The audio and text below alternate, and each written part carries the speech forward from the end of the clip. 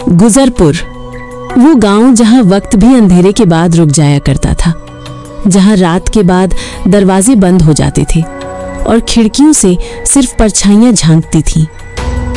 और वहीं गांव के सबसे आखिरी कोने में एक टूटी हुई झोपड़ी थी, जिसमें रहता था करमदीन, एक बूढ़ा लकवाग्रस्त आदमी जो ना बोल सकता था न चल सकता था। उसकी आंखों में हमेशा एक डर झलकता था, जैसे वो किसी ऐसे राज का गवाह है जो कहा नहीं जा सकता। करमदीन के साथ रहती थीं उसकी 3 बेटियां। ज़ैनब सबसे बड़ी, खामोश लेकिन गहरी, सलीमा दूसरी जो अक्सर बिना वजह मुस्कुराती थी, और रुबीना सबसे छोटी, सबसे मासूम।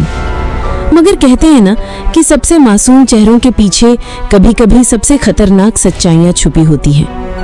वो रात भी बाकी रातों जैसी लगती थी, मगर आधी रात को एक चीख गूंजी, अब्बा! करमदीन का जिस्म कांप उठा। उसने जोर लगाया और घिसटते हुए उस कमरे तक पहुंचा, मगर वहां कोई नहीं था।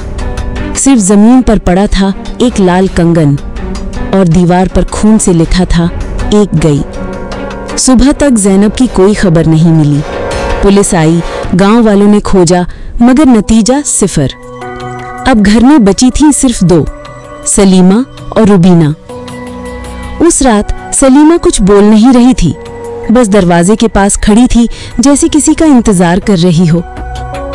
अगली सुबह दरवाजा खुला मिला और सलीमा गायब थी।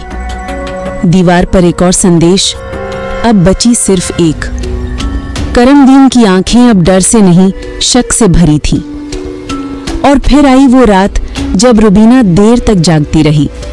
उसके हाथ में वही लाल कंगन थे जिन्हें वो आग में भींग रही थी। करमदीन ने उसे देखा, उसकी आंखें बदल चुकी थीं।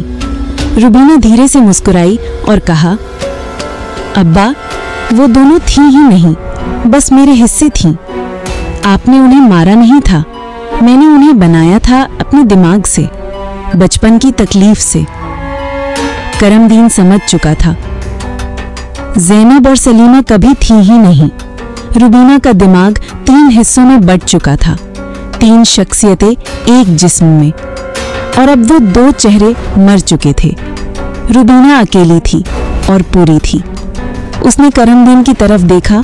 उसकी आवाज अब मासूम नहीं थी, वो गंभीर थी, ठंडी थी। अब्बा, अब आपकी बारी है। आपके जहन से भी सब मिटा देना है ताकि ये राज कहीं न बचे। रात के आखिरी पहर एक झोंपड़ी जलती रही। आग की लपटों में 3 परछाइयां नाचती रहीं और करमदीन उस आग में चुपचाप चला गया।